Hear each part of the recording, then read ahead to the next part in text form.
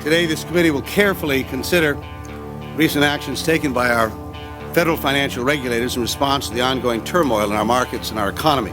This is mortgage meltdown day 3, and there's no doubt about it. There's panic in the subprime market, and we never know what's going to happen. What no one really thought too much about is if those mortgages can't be paid, it's not very good for banks. And in the end, it was not very good for Wall Street. Financial shares again taking a hit on fears of more credit losses. Bear Stearns down $7.78 to $62.30. In the 1970s, it was hard to get a mortgage. Like, you had to have income.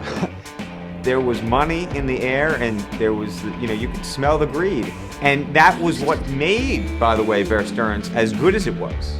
But these guys were bastards. These guys wanted it all. In 2006, Bear Stearns reported its 5th consecutive year of record revenues and profits. I'd like to take this moment to congratulate all of you at EMC Mortgage Corporation for your contribution to this outstanding performance. Jimmy Cain was a son of a bitch. That was his job. He made everybody else look like chumps for a very long time. You wanted to be Jimmy Cain. Whose aspiration was to be a professional bridge player. He told me he wanted to be a bookie. A lot of those mortgage securities that they issued had a lot of the subprime debt involved in it. On Monday, March 10th, 2008, the early tremors of America's subprime mortgage meltdown were rippling down Wall Street at lightning speed.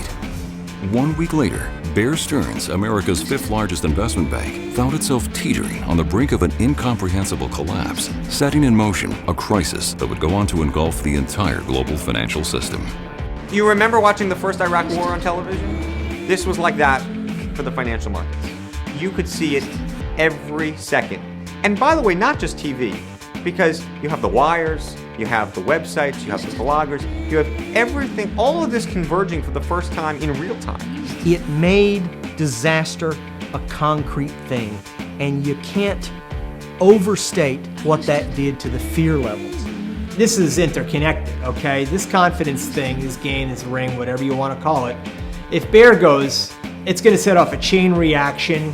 It hits hard, okay? For the first time, a major investment bank that was well capitalized and apparently fully liquid experienced a crisis of confidence.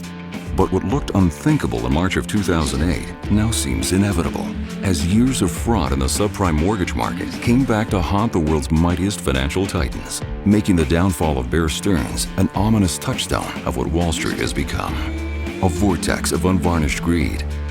They sort of risk breaking the law. They didn't really mind too much, going right to the ethical edge. Lax regulation.